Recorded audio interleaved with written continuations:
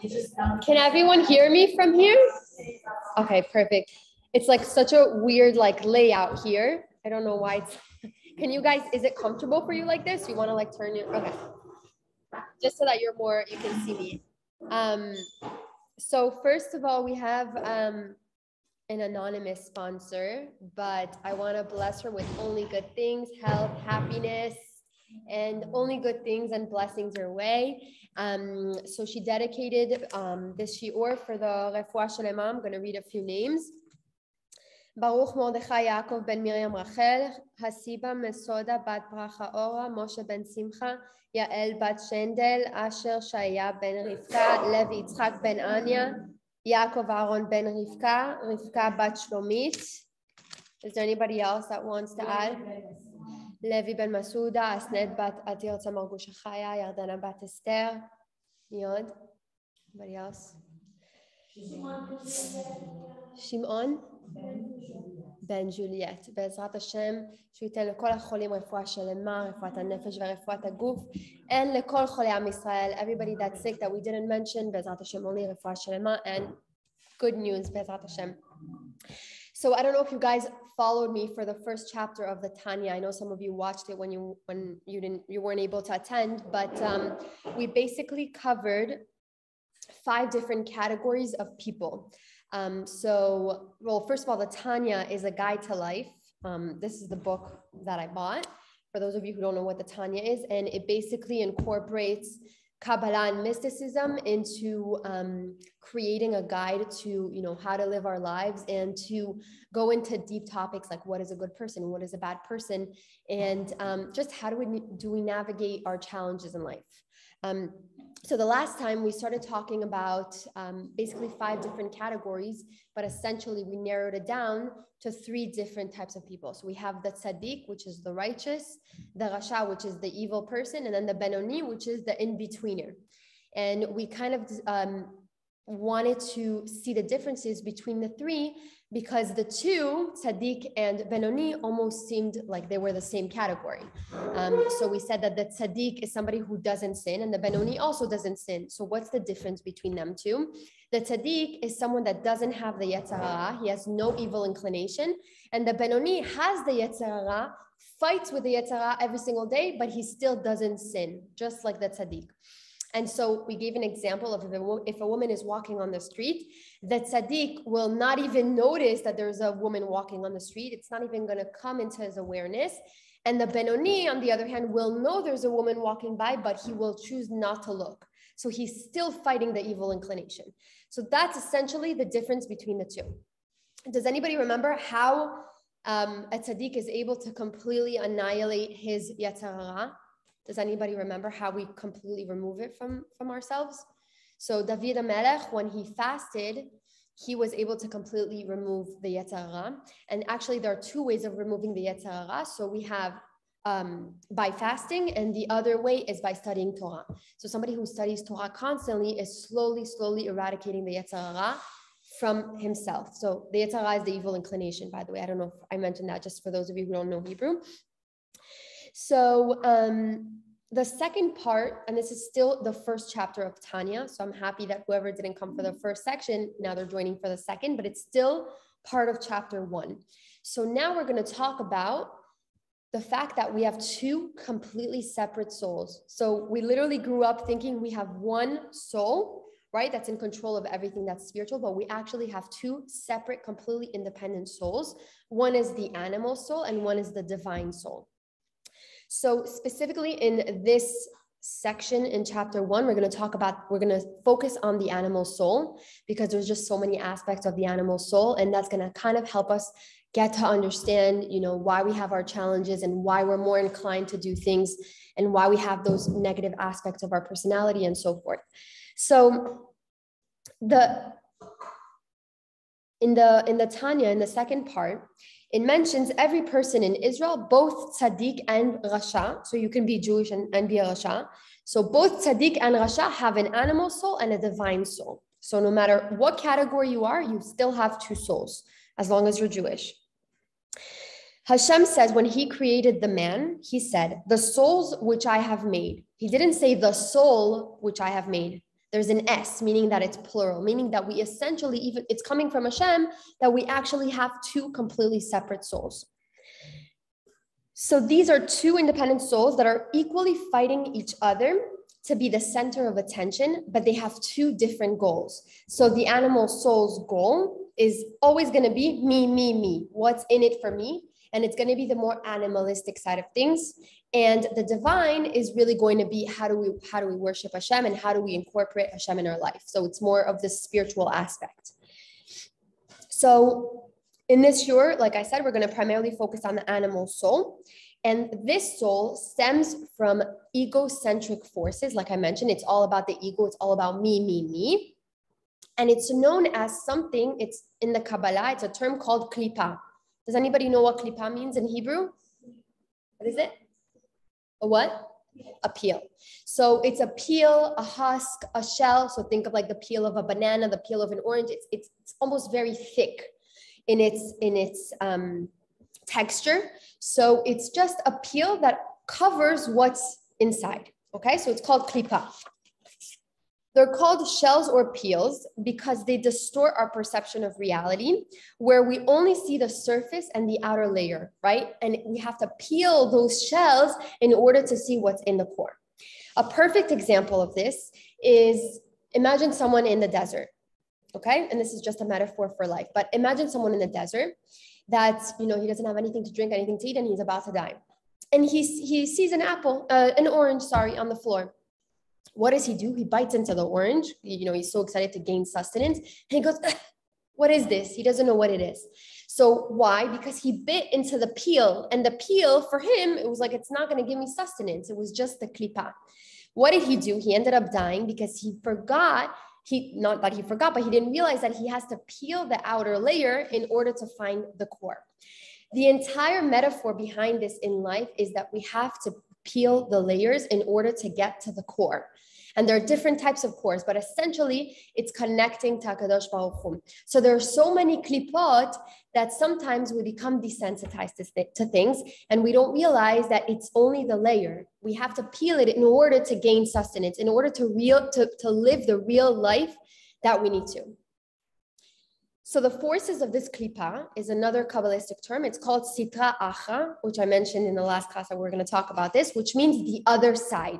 Basically, it means the other side of holiness, so not holy, right? So these klipot are not holy in themselves, okay? So the animal soul is part of a klipa. So good so far? Because it gets more complicated, okay? So I don't want to lose you here. So the klipa is a real powerful force that creates tension in the body. Because what happens? We have a bodily instinct to want things, but what happens? Then we feel guilt and resentment and anger, and we're upset at ourselves, and we have hate towards ourselves because we did something that make us almost ashamed, right? So there's always tension in the animal soul because it's always thinking, what do I want? What do I want? And you're always thinking about your desires first and not, is this actually what I need? So the animal soul, it's constantly creating tension in our body. The Tanya emphasizes that the negative, and this is so beautiful, I love this because it kind of like helps ease my anxiety, but the Tanya emphasizes that the negative and selfish inclinations that we have, it's not a demon whispering in your ear, it's not a metaphysical force, it's not an external force that comes at us, it is embodied in you, it is part of you. So it's not like, oh yeah, I want to remove the animal soul one day. You are the animal soul. This is part of you. So I don't want you to think as the animal soul as a bad thing, because you are the animal soul. So I don't want you to think as it's something bad, because if we didn't have the animal soul, for example, we wouldn't have attraction. We wouldn't get married. We wouldn't have kids. We wouldn't have reproduction. And so the animal soul has a specific purpose, but we need to know how to use it. Okay? So I want you to think for a second, when you think of the animal soul, what are you thinking? What's the main thing that it wants? When you think of an animal, what's their primary goal in life? Okay, what else? Survival. What else? It's two main things. So survival. What is it? It's prey, okay. Yes. So survival and reproduction. An animal will always have two goals in mind. Survival right? Surviving every single day because you have prey and, predators. And so it's a whole competition. But then they also have reproduction. They want to reproduce their species. So they're constantly having these two goals in mind, which make up the animal soul. So this doesn't mean that we have the same souls as animals, of course not, but we have that animalistic side where all of these bodily instincts come out. So every day the animal will ask itself, what do I want? Everything is focused on the self and simply on surviving, simply on having that instinct to kill, for example, or that instinct to hunt the prey, or that instinct to reproduce. So it's completely primary instincts, okay? Primitive instincts, that's the word I was looking for. So we are born with healthy animal souls. So just consider this, for example, a baby. How does a baby function? When a baby is hungry, what do? They're not thinking, let's be considerate of mommy, it's 3 a.m, she's really tired, like I'm just gonna pretend like I'm not hungry. No, they're screaming for food, right? Because that is the animal soul saying, hey, I'm hungry, I don't care about mom, I don't care about dad's sleep, I'm starving, so I'm gonna cry in order to get my food, right? This is another example of how the animal soul functions. So it's not a bad thing, it's just how we naturally act, because we have that bodily instinct to eat, right? When we're hungry, we eat. The animal soul is not mean. They just don't consider other people. They only consider the self. So it's me, me, me. What do I want? What do I want? What do I want? The animal soul, if it's not clear until now, is the ego. So as long as you convince the animal soul that what you're doing is good for you and you enjoy it, the animal soul is game. They're okay with it. It's going to be like, okay, no problem. As long as you convince the animal soul, because animal soul is going to be asking you, what's in it for me? It's only me, me, me, me, me. So for example, if you get home from work and you're like really tired or you're worried or whatever it is that you had a horrible day. And instead of Netflix, you put on a shiur Torah and you really feel good. So you convince the animal soul, hey, I really feel good after watching a shiur Torah. And so the animal soul has no problem with it because you feel good after. Right? And so there are ways that we can, I don't want to say manipulate, but we can transform the animal soul into doing something good, right? Because again, we said it's something embodied in us. It's not something that is really necessarily removed from us.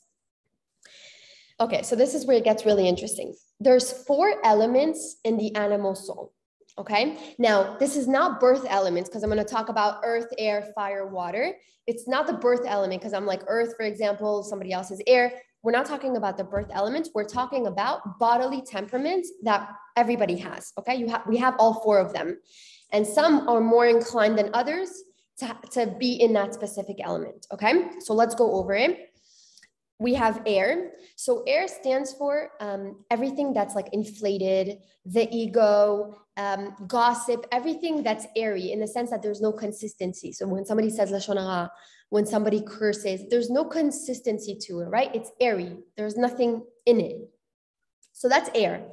The ego, by the way, in air, in the element air, is, for example, somebody who's not very smart and goes around saying, I'm a genius, right? There's no consistency to it. You're just boasting about something you don't even have, okay? So remember that part. Then there's fire. So the element of fire is anger, everything that heats up or boils your blood, and the ego. But the ego, not like air, the ego is, for example, if you are smart and you go around telling everyone you're smart. So there is consistency there, but you're very boastful about it. That is fire. So we said air is inflation, ego, gossip, lashon hara. Then we said fire is everything that makes you angry, that makes you, the ego inflated, things like that. We have earth, which is laziness, depression, anxiety. So why is it earth? Because it's like the earth is pulling you down, like you feel like heavy. So that element basically, incorporates the whole, feeling anxious or feeling depressed or feeling, just kind of down. So that's the element of earth.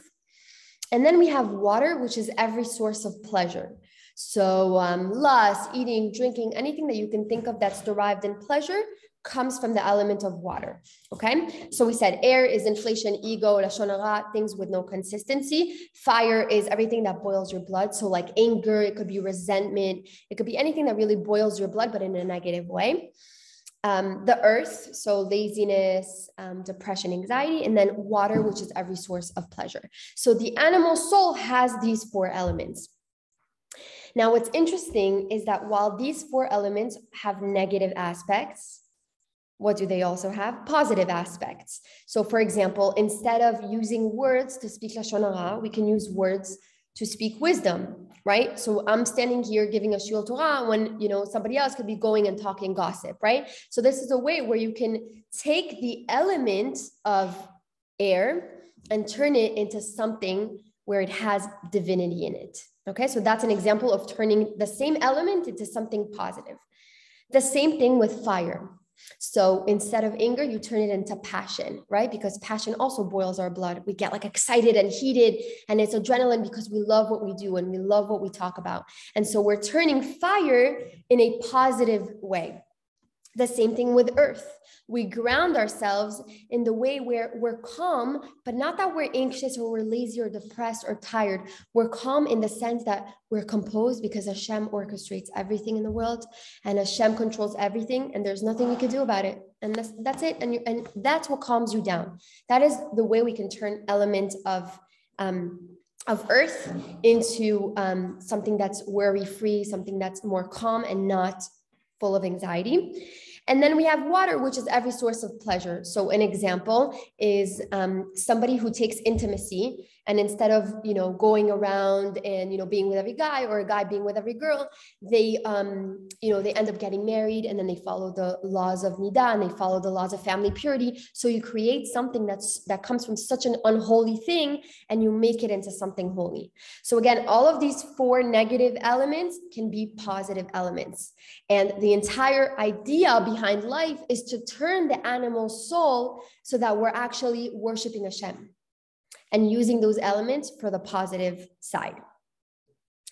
Okay, good so far because it gets like deeper. Okay.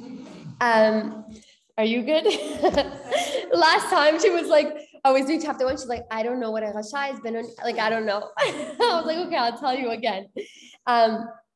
So, okay, we spoke about the 4 temperaments of the animal soul, but it's important to note that our animal soul comes from a kelipa called kelipat noga, okay? So we said a kelipa is a shell, right?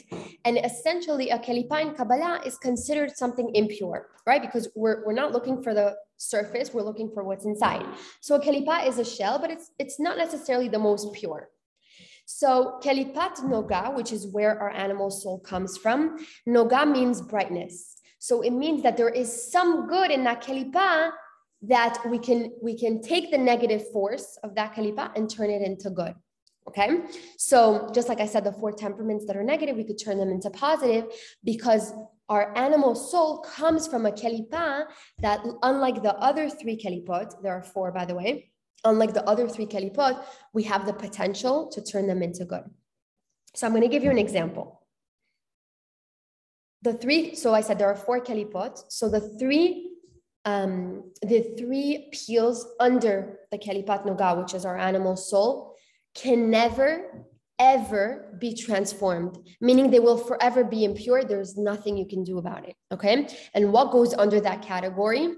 There are some people that fall under that category, not Jewish people, but that they don't have that positive energy in order to turn it into good. So it's just going to be forever a negative energy and an impure energy that can never be transformed. So I'm going to give you an example. A cow, okay, can be kosher and it can be non-kosher. So that is part of kelipat noga because it has some brightness in it. You can turn it into good, okay?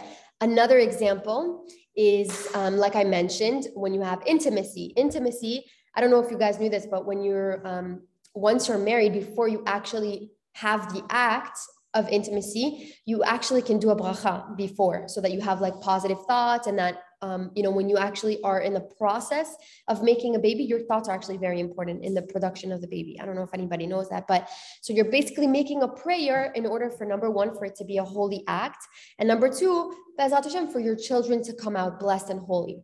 So your thoughts are very important in that process. And so what are you doing? You're taking something so unholy and turning it into something holy. Yeah. So that in itself comes from Keli Patnoga. It's not under the 3 peels that are impure, right? Because we can make it pure. So can anybody think of an example where it's something that cannot be changed, that is impure, that would be under the 3 klipot? Yes.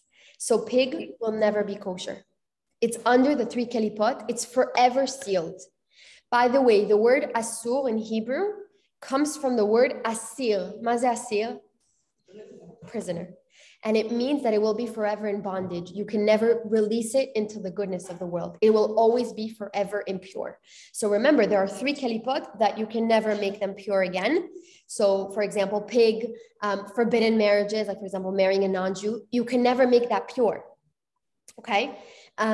Like a Kohen, for example, has specific laws, like he can't go into a cemetery. He has to marry someone. He can never marry someone who went with a non-Jew. Like there are specific rules that can never be changed no matter what. So those fall under the kelipot that are unholy because they cannot be changed. Our animal soul is still in the Keli Patnoga, the Kelipa of brightness, because they can be always constantly changed. Another example of something that falls under the 3 klipot, and this is so interesting and liberating at the same time, especially with what is going on in the world today. A nation can fall under the 3 kelipot. Okay, now I'm going to give you an example. There are nations in the world that will forever hate Jewish people. There's nothing you could do. You can be the most educated person. You can write the most amazing, you can be in the best anti-Semitic defamation league, whatever it is. You can be the best scholar in the world. No matter what, you will never change their opinion. They will forever remain hateful of the Jews. They are part of the 3 klipot that cannot be changed. It's sad. When I learned about it, I'm like, oh my God, that's really sad. But in a way, it's so liberating because I'm like, I don't need to argue with this person. I don't need to spend energy and time with this person because according to Kabbalah, Hashem is telling us people will remain hateful. There's nothing you can do. Okay? So, and I want to give you an example, and this is crazy, but in World War II, when the Holocaust happened, it was essentially the Germans, right, that took over and unfortunately killed 6 million people. I can't even mention that. It's just so crazy to me. When I went to the March of the Living, I don't know if some of you went on it. It was like an amazing, amazing trip. We went in the elevator. We were wearing our blue jackets, right? So you could tell, we're like Israeli. We come from the Jewish homeland. And we go into the elevator and there's 2 Polish men. And my friend understood Polish. And we get in the elevator and I hear them laughing and they're saying something in Polish, but I didn't understand, but my friend did. And she turns white. And I'm like, what happened? She goes, I'll tell you later. So I'm like, okay. So they leave from the elevator. And what did they end up saying in Polish? They look at us and they're like, are those Jews? I thought we killed them all. And they're laughing. Today, this was 5 years ago, 6 years ago. Even if it was 10 years ago. They will completely hate us no matter what you do. It doesn't matter what you do. It doesn't matter if you're married into their race. It doesn't matter if you're married their daughter. They will forever hate us. They fall under the 3 kelipot. There is nothing you could do to transform that. And so it's liberating in a way because we have to remain Jewish. We have to remain with our identity no matter how many haters we have because they still fall under that category of something that we cannot transform and we cannot change. And Hashem made it that way, right? For a specific reason. And so it's helpful in navigating the world because there's a lot of people who spend so much energy on social media, speaking to people who you will never change their mind. It's the same thing with white supremacists where they believe the whites are like the race and everybody else needs to be killed or annihilated. You're not going to change their mind.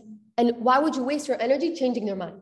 Take care of your kids, take care of your life, go out, celebrate. You don't need to deal with people who just can never be transformed. So that's very important to know.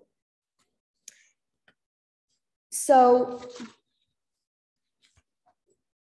when we say that the Jews have Keli Patnoga, it's because there is some goodness in them that the other nations do not have. Okay, and this is where it gets tricky. I'm not saying that nations are evil, but under the Tanya, what they're saying is that because they don't have Keli Patnoga, which is what we have, they have a specific kind of kindness, for example, even though they still fall under the 3 peels that are impure, that is not a good type of kindness. Okay, so we say, and this is it's called Umot HaOlam, the nations of the world, that because they don't have this peel that we do, they don't have the noga, the brightness that we have, that they tend to fall under categories where they appear good to the world, but they're actually not. So do you know any form of kindness that is almost deceiving in a way where it's like they seem kind, but they're not? Can you think of something?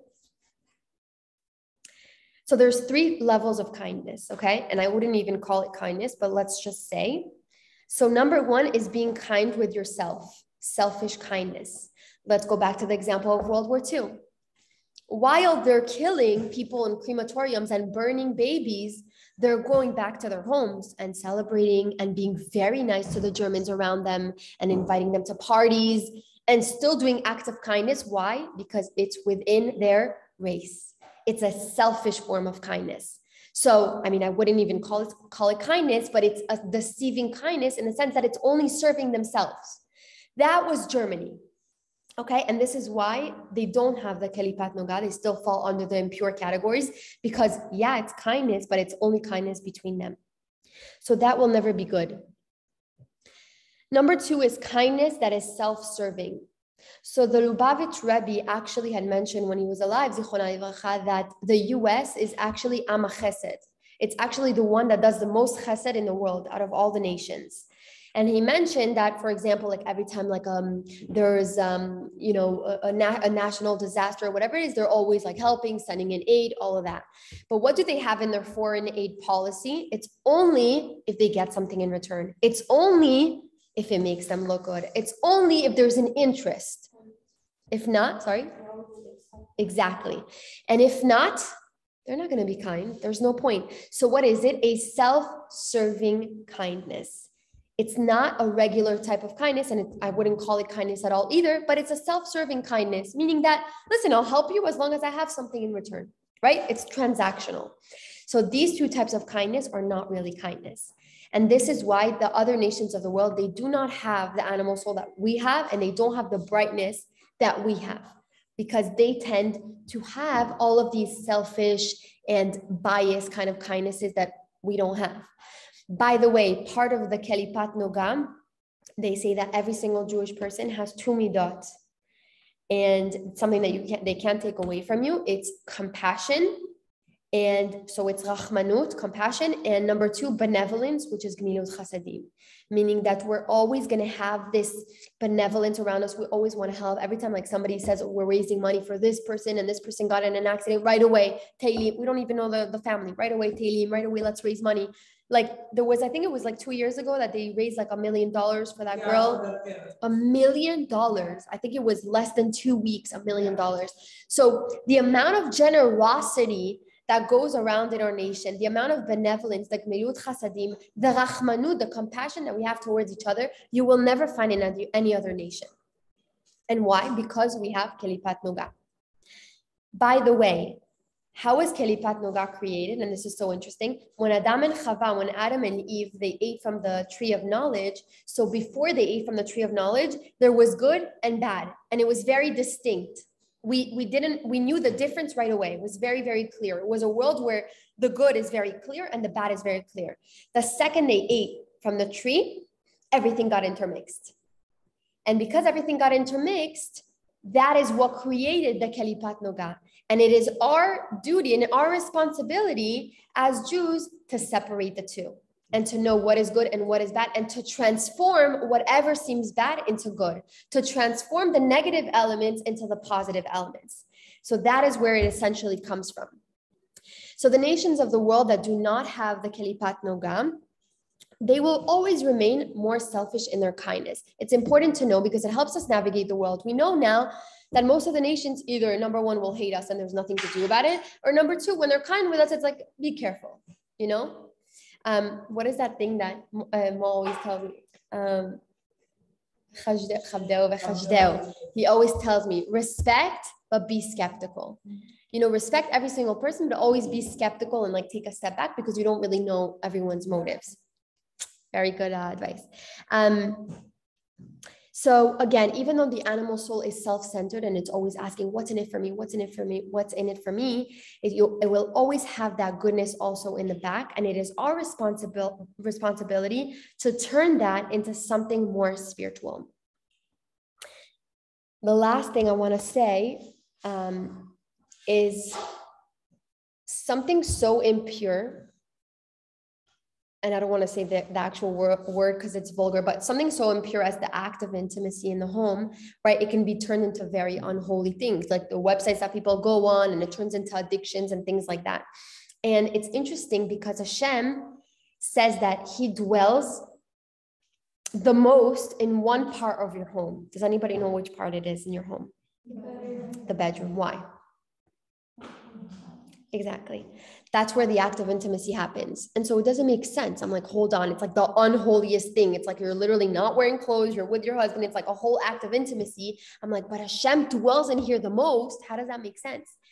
And it makes complete sense to me now that I look at this, because Hashem says, when you take something that is the most impure, like take the spectrum and the most impure thing, which is that, and when you make it the most holy, this is where I want to dwell. This is the place where I want to dwell. And this is why I mentioned when you're in a state of reproduction and you're thinking about Bezrat Hashem, holy kids, Torah and mitzvot, it's very hard to do. But when you're able to do that in the moment, this is where Hashem is with you the most, and he listens to all of your prayers. Why? Because the second you take something that is from such a impure place and you turn it into something that is the holiest, because the more unholy it is, the holier it goes, right? That's how the balance works. That is where you're turning the animal soul, where you're turning the elements into divinity. And this is the entire point of life.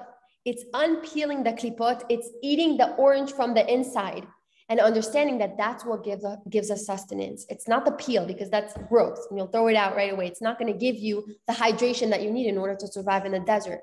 In the same way with life, we have to peel the layers, because the layers aren't impure. They're things that, you know, we want depth, you know. Most of you, I'm sure all of you right now have that depth. You're looking for something beyond the surface, or else you wouldn't be here. You wouldn't be in the shiur, because the Tanya is very deep. The Tanya is complex.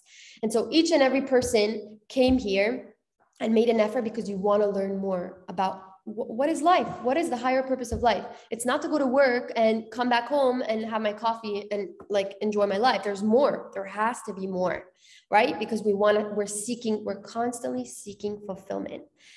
So we finished chapter 1. I obviously want to open this for discussion if you guys have any questions, but essentially this is the beginning of trying to understand ourselves. And we start from within, the anatomy of, you know, what is the animal soul? And then Bezrat Hashem for chapter 2, we're going to talk about the divine soul. So I don't know if you guys have any questions or anything like that. Was that too complicated? I didn't want to like go too, okay, good. You were able to follow? Yeah? I was like, they're not going to understand peels and this and this. You say that every time. Yeah, sorry. Sorry, guys, she has a question. I just want to hear her. Yeah.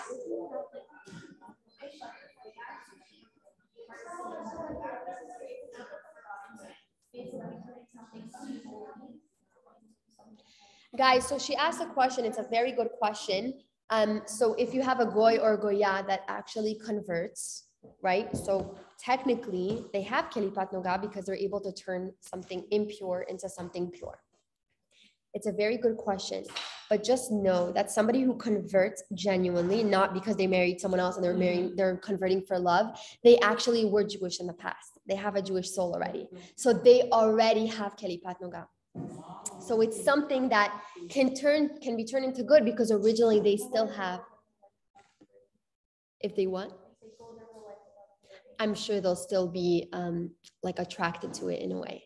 So, I mean, if it's not in this life, it will be in the next. But if you have a Jewish soul, you're always going to be attracted to Judaism, which, by the way, it's so bizarre. I get messages all the time from random people that find my shurim and they're like, I want to convert. Please give me a rabbi, give me someone. And they're all Latin. I'm like, do you understand? They're sending me in Spanish because I understand Spanish. So I'm like, quiero, I want to be Jewish, no, whatever. So I'm like, oh, no, they're like, what did they say? Judaismo, amo mucho, whatever. I'm like, oh my gosh. So I'm like, yeah, I'll give you like my rabbi, whatever. And they're like, he's not answering me. Like, what do? I want to start eating kosher. I'm like, oh my God, like I'm not a rabbi. But it's like literally 4 people already that are like, I stumbled across your class. I'm like, how did you stumble across my class? Like, it's not like, you know what I mean? Like, unless you have like Jewish friends, you don't stumble across these classes. One of them was a friend that I worked with at Wells Fargo a long time ago when I was working at the bank. And she was like, I always like had this like attraction towards like Judaism. One of them is my housekeeper. She's like, oh my God, me quiero. Oh no, Ori, all day. She tells me, I love Judaism and your Shabbat and this. And I told her, I'm like, yeah, I do Jewish classes. She goes, tell me like, where do I watch? I'm like, no. It's not in Spanish. But it's so funny that I get these random, I'm like, is there like a sign here? Like what am I supposed to do? But I don't know if they're actually like Jewish in their past life or whatever. But one of them was like, I always wanted to be Jewish. Like ever since I was young, I knew I had to be Jewish. And then I go, okay, like, did you ever like explore other religions? She goes, yeah, I went through like 5 different religions. My husband thinks I'm crazy. So I'm like, maybe that's not the real thing. But there are people who are like, wow, like I really like, I love this. There's another girl, so interesting. I think, Hannah's not here, but I showed it to a friend of mine. They sent me a message from Lighthouse and they're like, hey, like you understand Spanish. So I want you to read the message in Spanish because it's not the same as translating it in English. And she had said that her daughter, she's probably watching this right now, or she's probably going to watch the recording, but she said that her daughter was having nightmares for years and she went to like doctors and this, and nobody knew like what to do. And she said, we found your website, your video online, and she started watching it every night and she stopped having nightmares completely. And we don't know how. And she says, like, I love her. Her voice is soothing. Like, I guess that's what she was saying. And she was like, I have to listen to her every night or else I can't fall asleep. I was like, it was such a beautiful message, but it's someone that's not Jewish. I didn't know. I thought they were Jewish. And then I found out. Yeah. And then I found out that they weren't Jewish. And I was like, that's so interesting. And they were like, we're not Jewish, but we love Judaism and we listen to all your classes. And they were like, please send me all your classes. So I sent them like the YouTube channel. But I was like, it's so interesting. It's either that they have Jewish souls or they're just fascinated by Judaism. But I don't know. It was really interesting to hear that. Yeah, it was so cool. So does anybody have any questions, like discussion? Huh? I do? Oh my gosh. Thank you.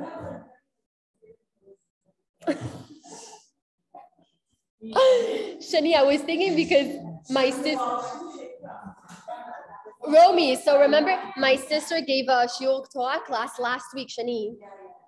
And I'm sending the video to my husband. I'm like, look, Shani is giving a shiur Torah. He goes, but why does she look angry when she's giving it? And I was like, exactly. So that's why I said fire looks like anger, but it's passion. It was so interesting. But she was...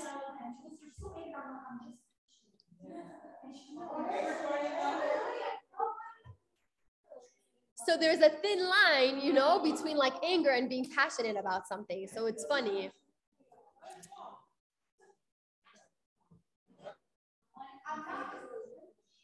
It's still recording, but you can ask it.